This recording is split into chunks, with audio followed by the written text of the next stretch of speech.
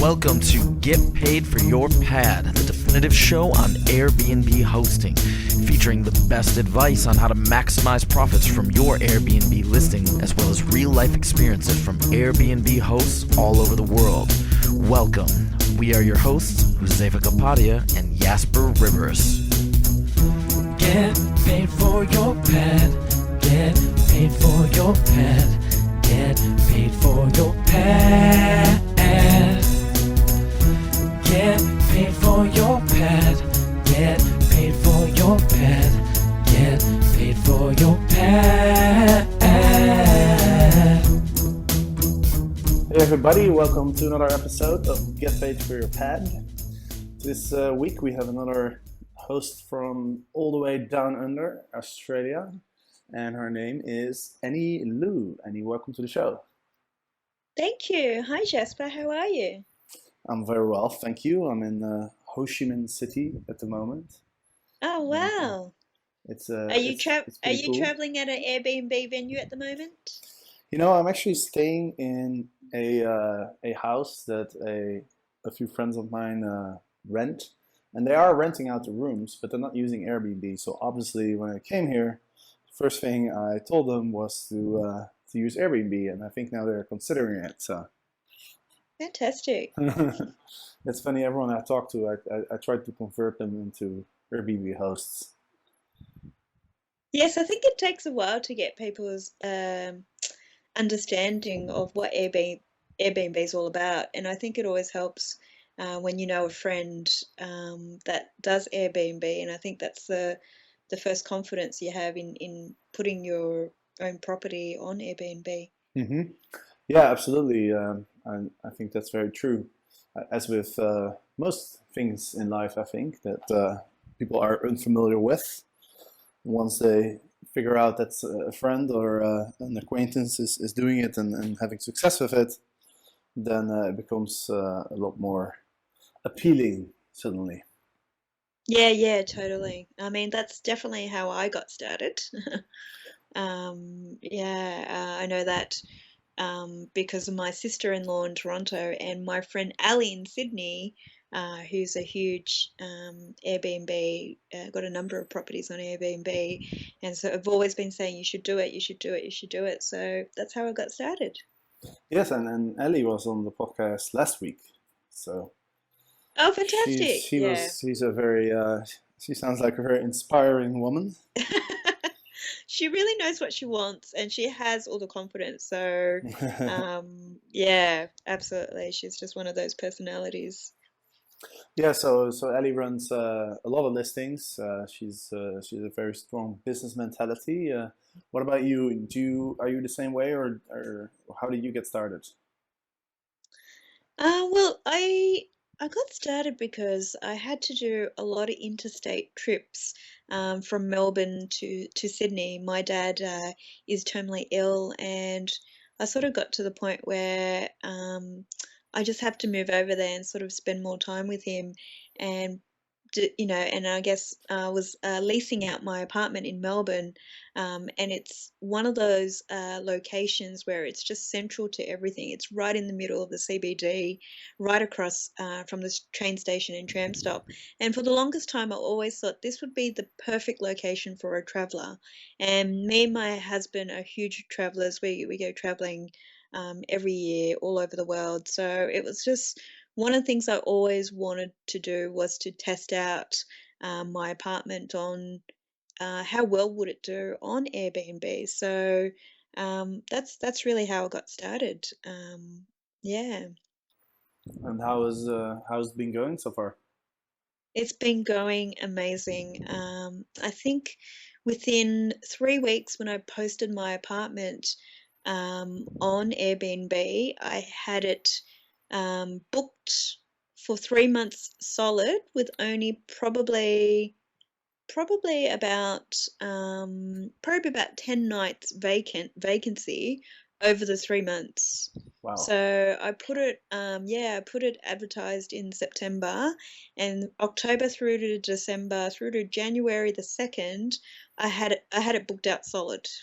Wow. So I was just blown away. Like my app there's a little noise when when you get an inquiry, just and then booking it. I was just blown away, and I was like, oh my God, this is just so easy. Right. Um, yeah, just in terms of booking it out. So because I advertised probably about 6 weeks before the first person was checking in, it gave me a bit of time to actually work out how I would manage it remotely, interstate wise, and I'm also overseas as well. So it just gave me a bit of time how I was going to do that, work out how I was going to do that. Hmm. So did you start out with a very competitive price to be able to get so many bookings so quickly? I did. I did. I did a very competitive price. So I did some research on Airbnb, what similar CBD properties were charging. So I would charge something a little bit lower, but only on sort of during the early in the week. So sort of those rates I would apply on a Monday, Tuesday, Wednesday, and then I guess for the rest of the week I would charge would just a competitive rate, so that I would a similar property, I would still match what they're doing. So yeah, so that was my strategy at the time. Yeah. Right. And then when you got so many bookings, Yep. did you decide to raise the prices? I did. I did. I tested it, and I sort of raised the prices right after New Year's. After it was all, I kept, just raising the prices to see what people were willing to book. And I noticed sort of all the properties around that area sort of went up as well. So yeah, so I did some, yeah. So and it still got booked out. I mean, it's yeah. So yeah, I'm really, really, really, really happy with the results, and just keep testing and refining what do they want to see as value for money in that location. Hmm. Yeah, and I think that's a Mm. really good strategy to start off with. Because for the long term, you need to build your reputation. You need to get reviews. You need to get bookings because you need to get become visible in the search results. And so to get a lot of bookings at the start is very useful. And one way to do that is to offer a very competitive price. Hmm. One thing I noticed in your calendar is that you don't really vary the price much over the different months. Is your location, does it not have seasonality? Is it pretty much the demand is the same all year round, or? Yeah, pretty much. Melbourne's one of those cities where there's always events, major events, that keeps the demand for accommodation is extremely high. So everything from tennis open, we've got the comedy festival right now, the Grand Prix, a fashion show. So it's just one of those cultural cities, and I've sort of haven't quite tested it to market according to um, that seasonal demand, like it usually, because I'm always booked out. Uh, Last year was booked out sort of ahead of time. I didn't really have a chance to really see, because January was the tennis open and that just got booked straight away, to actually increase the prices, because I knew that there was always going to be a huge shortage during that time, because it's an international sporting event. But yeah, so I haven't. I actually, yeah, I haven't. I've kept the pricing quite consistent. Hmm. Yeah, and it's I imagine for the Australian Open and the Grand Prix, I imagine the demand must go up a lot. And I think one good Huge. way Yeah. to kind of like get an idea of how much you can raise your prices is look at hotel prices. If you look at, Yeah. especially Yep. if you look at Booking.com, they they show how many, the percentage of the hotel rooms that are booked, and sometimes it says like, oh, hotel prices are like 50% more expensive for your, or this period is like, has 70% more visitors, etc. So it's always a good tool to sort of look at. That is Um, fantastic. Yep, definitely. Yep.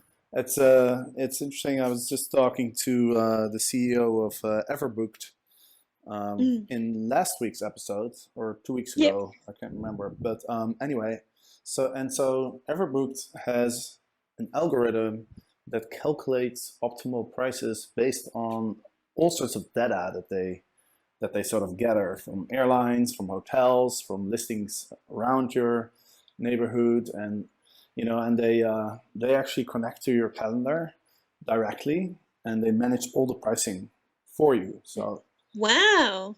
which is I pretty awesome. definitely have to get onto that straight away. Yeah, I think they're not in Australia yet, but you can definitely sign up so that you can get Yeah. notified. I'll put in a link. We in the show notes. They gave us a cool deal where you can get 90 days for free with no commitment to sign up. So it's pretty cool. I want to try it myself, but I'm waiting for them to come to Amsterdam, basically.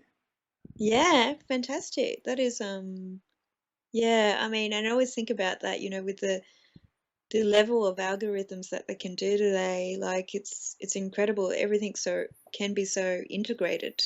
But it's wow. So if there's a tool like that out there, that's perfect for all Airbnb users. Yeah, exactly, because it's really hard to sort of calculate these things, You can't really do Yeah. it as a host. I mean, hotel companies have, teams of statisticians and like, geniuses like with Yeah. computers calculating what the price should be, and like you can't like we can't do this by ourselves. Yeah, yeah, absolutely. That's fantastic. Oh, I'm really excited about that now. Yeah. Well, that's cool. I'm excited too. But let's talk about some other things. I noticed you're a super host. Yes. That's pretty cool. I'm very jealous because I'm missing like 3 percentage points on my 5-star reviews. Oh, So wow. you Yeah. had Well, I the, had no idea what a superhost was, until I think a couple of weeks ago. I got a Airbnb mug sent to me and a postcard that says, "Thank you for being such a great host, and just to let you know, you're a superhost." And I had no idea what a superhost was, so I had to go Google it and get on the Airbnb website. So oh my god, that's funny. yeah, that's really nice. Yeah. Well, the obvious question, of course, is because I'm sure there's plenty of people listening who also want to be a super host, including myself. So give us the secret. How do you The become a super secret. host?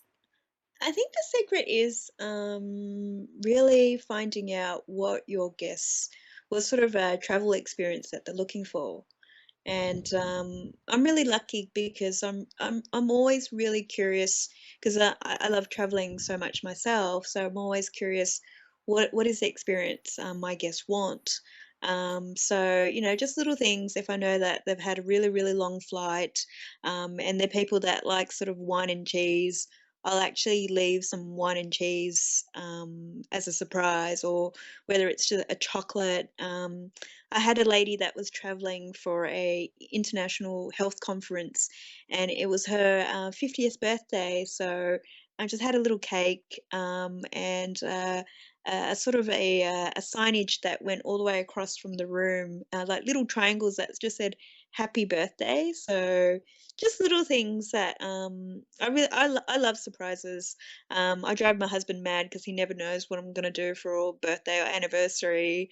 I actually surprised him on one of his birthdays. I told him that we were going to Thailand.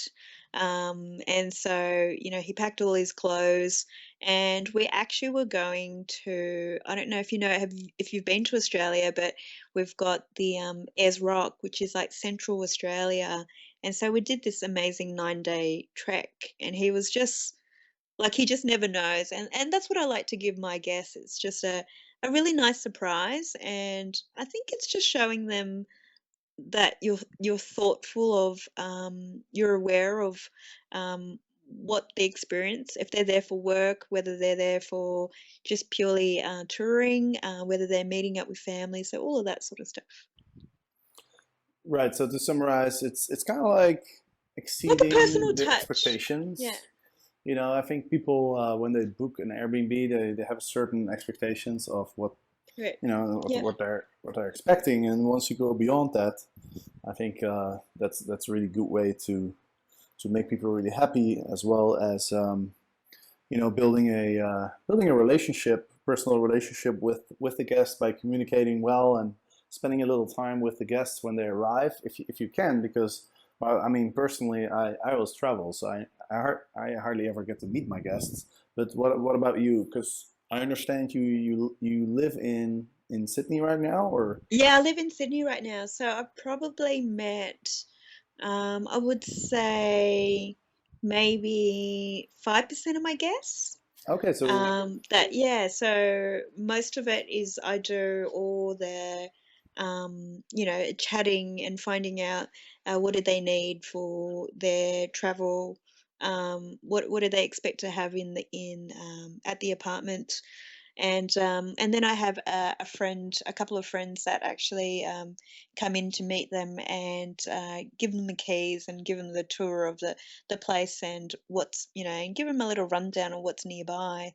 So yeah, so actually, yeah, I do most of my contact with them is actually just remote, and then I always check in while they're there as well. So every 2 days I sort of touch base to see how they're doing. If they want any travel tips, if they want to go to some of the local coffee shops or local shopping places.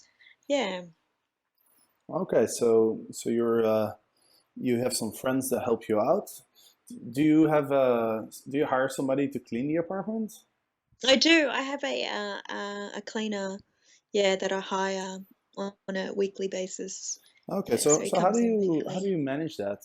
For example, I do it this way. My cleaner, she comes in to the apartment a few hours before my guests arrive, and so she cleans it, and then she waits for the guests to arrive, and then she, checks them in, shows them around, etc. But but you have a separate cleaner and a separate people who will do the check-in? Yeah, so sometimes my cleaner does that for me. So he does exactly the same setup. He would come a couple of hours and then he'll provide the keys and let them in. But I also have a friend that he's also another Airbnb host that likes that when I'm away, that he just provides that sort of extra touch Hmm. in terms of, and he's very similar to me, who's very curious about people. So he'll sort of really, get to understand them, find about a bit about them, and really let them know, he's the local contact. And if there's anything, they're happy to. If they can't reach me, they can reach him. So yeah, so he sort of he helps me out, and I help him out when I'm back in Melbourne for his properties. So we have that sort of Oh, mutual relationship going. So I think there's a lot of benefits meeting other hosts because I guess you have a level of quality that you want to provide to all your guests, and sometimes if you're not a host yourself, you just don't have that level of understanding. So I think it always helps to yeah, have a group the way you can just share ideas. And yeah, so I share my ideas with him, and Brett shares ideas with me about what he thinks about, and we just share stories about guests, and sometimes some unexpected, what do you do in unexpected situations, because I've had a couple of those. I've had an incident just before Christmas where my apartment got flooded. So, yeah, so and then knowing what to do with that, and how do I contact Airbnb, and how do I make sure that my guests, it hasn't ruined their entire holiday. So stuff like that, it's always useful to have, I guess, resources that you can depend on while you're away. Because at the end of the day, all of those things, they affect your ratings as well. If they have, not a not so great experience. yeah, absolutely. I think that's a brilliant idea to Mm. team up with some other Airbnb hosts in your neighborhood, and you can even form like a little group of 4 or 5 people or something, and then just kind of look out for each other, help each other out when you're not in town. Yeah, that's a great idea. And by the way, I really want to know a little bit more about this flooding situation because that must have been a bit stressful. Oh my goodness, it was crazy. It was I think it was 2 days before Christmas. I had a UK couple that were booked my apartment for the month. And one of my air conditioning pipes burst and it started flooding the apartment. And I think I got a call at 3 a.m. in the morning from my guest saying, Annie, I don't know what to do. There's water coming through the lights and leaking down the walls of the bathroom and onto the floor. Um, and so, yeah, so it was just okay, turn off, and it's just methodically going through, okay, from a safety perspective, what are the first things you need to do? So, sort of, turning off power, checking out. So I called, I've got a building manager in my apartment so that I could, and I have a great relationship with him as well. So calling him coming over to inspect the air conditioning leak, calling some air conditioning technicians to come out. So all of this, it's amazing what you can do remote these days. I'm so grateful for mobile technology, and just having, I guess, relationship. Sorry, excuse me. Um, with tradespeople that are handy that I've used previously. So they were able to come out to stop the leak. But my poor guests, they had been buckets and buckets of water around the water bursting, and just non-stop for like 4 hours putting water into the bathtub, into the toilet, trying to get rid of the water. And I was really, really lucky. I actually flew down to meet them because I was so um worried. Like I was so, oh my God, what are they going to do? They're going to, I organized separate accommodation for them, and I managed to book another Airbnb place that they wanted.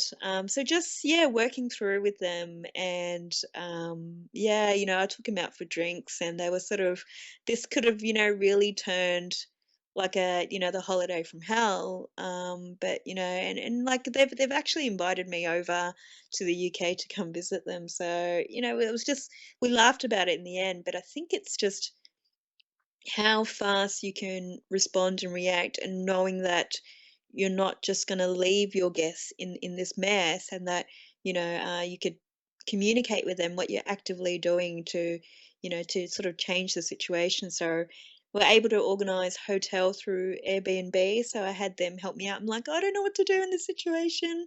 So they were able to do all the refunds back, all the financing. Yeah, so it just, and then, rebook. So they weren't out of pocket in any way. And yeah, and yeah, in the end, I sort of, yeah, took him out for drinks and booked some massages, and yeah, just really just responding to the Hmm. situation. So, but it was very, very stressful at the time. I can That's all I imagine. can say. That's good Yeah. that the Airbnb helped you out. Yeah, yeah. But I in the think end, you did lose the reservation amount, I assume, right? I did. I lost the reservation, and it took me probably a week to fix the leak and the damage done. Hmm. And then it was managed to sort of book it out for the rest of.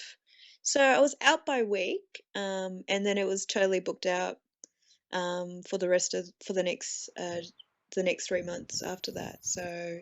Right. Yeah, so because it was already booked, I just had to make sure by the next booking, I was going to have all of the repairs and the all the repairs completed, and fixing up the leak issue. Hmm. So yeah, I was really, really lucky actually. Yeah. Yeah, and you know what I found when something happens, because something's Yeah. bound to happen at some point, right? Yeah, Um, yeah, it's a good. I think gosh, yeah. I think when your guests can tell that you really put in the effort to try and help them, and trying to make their experience as good as possible, and when this happens, you're trying to resolve their situation. I think I think that will they really appreciate that, and then you can prevent sort of any conflict or issues or whatsoever. Yeah, and I think it was really good to learn what the Airbnb process was because I didn't know how it all worked or what they had the capacity to do. Hmm. Mine was sort of, okay, just work through what does the guest need right now and sort of address their concerns. And Hmm.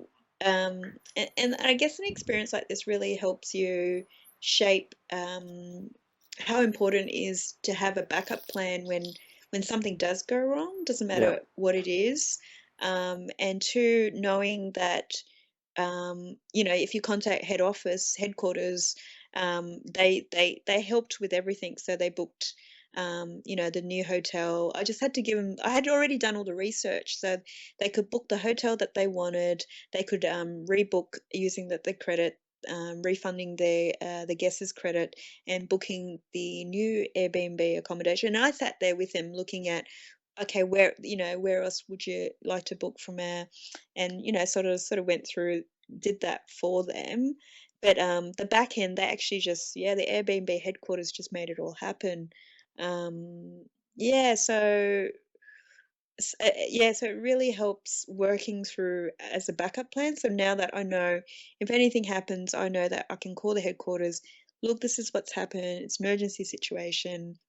Yeah, and knowing to know that as a resource. Yeah, it's good to hear. It's good Yeah, to hear something positive about the sort of the customer support, because I've yeah. been getting a lot of complaints from hosts and from also people who travel with Airbnb that they find it hard to contact Airbnb. It takes a long time for them to get back to you, and so it's good to hear that that in your case it worked out well. Yeah, it worked out really well. I sent an inquiry through my app. I sent an email and also did a phone call. So I was like, "Hey, I've sent an inquiry through email and through my app. Can you help me?" And yeah, so I was really lucky. I think it goes from the customer service team to a different team. And I think it's an emergency response team or something that they were just all over it. They were constantly, if anything, they were trying to contact the guests and they couldn't get in touch with the guests at all because they were traveling and they didn't have an Australian number.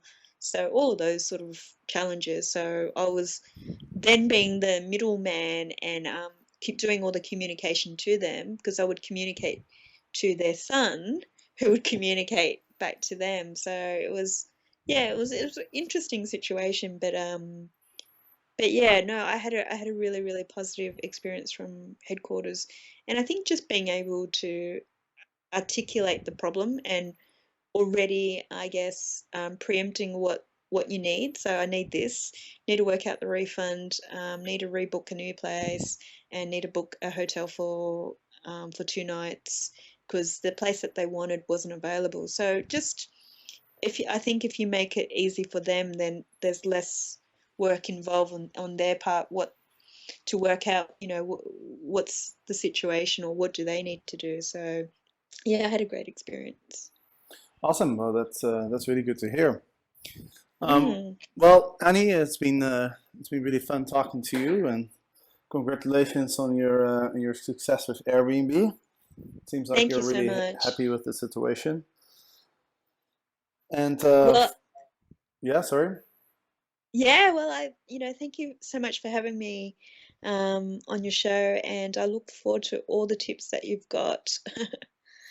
Yeah, and talking about tips, I recently launched a video course on Airbnb hosting. It's on udemy.com, which is a really cool platform with 25,000 courses or something on there. So Oh, so wow. it's a cool Yep. platform to check out. You can learn about pretty much anything. And so I just launched a course recently, and I have a special promotion for those who are interested in taking the course. It's priced at $47 on Udemy, but if you go to getpaidforyourpet.com, you will find a special promotion. Just scroll down when you get to the page and you'll see the free packages. You'll see the book, and also the book including the membership of the Airbnb Academy Facebook group. And you'll also find the video course. It's an early bird special, and I'm really looking for some feedback on the course. So I'd love to hear thoughts of anyone who wants to take the course. I've worked very hard to include as much information as possible in the video course, and it also comes with membership to the Airbnb Academy Facebook group, which has become really active with over 70 people participating. So any questions you have about Airbnb hosting, you'll be sure to get an answer there. So for those who are interested in the video course, just go to getpaidforyourpet.com and you will find the early bird promotion for $27. And with that said, we have come to the end of this episode. So Annie, thanks again for joining us today. And for the listeners, if you travel to Melbourne, make sure to check out Annie's place. She's a super host, so you're pretty much guaranteed that she will take care of you very well. I'll put up the link in the show notes, as well as a link to sign up for Everbooked and get the 90 days for free without any commitment to sign up for their membership, which I believe it costs only 1% of your revenue, so it's pretty cheap. So any last final words for our listeners, Annie?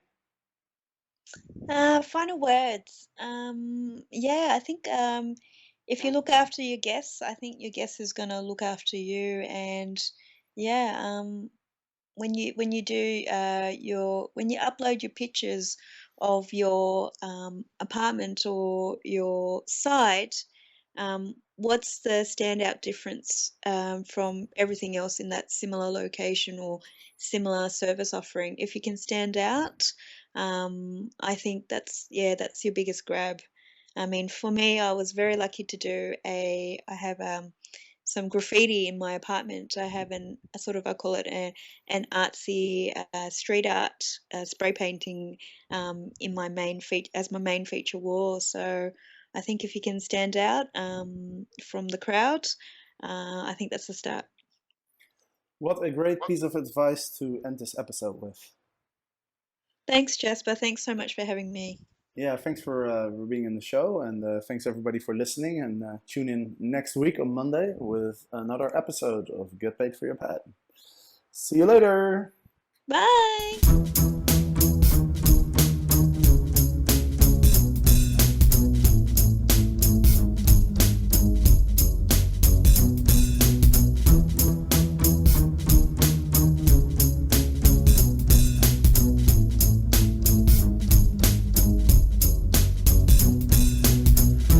Get paid for your pet. Get paid for your pet. Get paid for your pet. Get paid for your pet. Get paid for your pet. Get paid for your pet.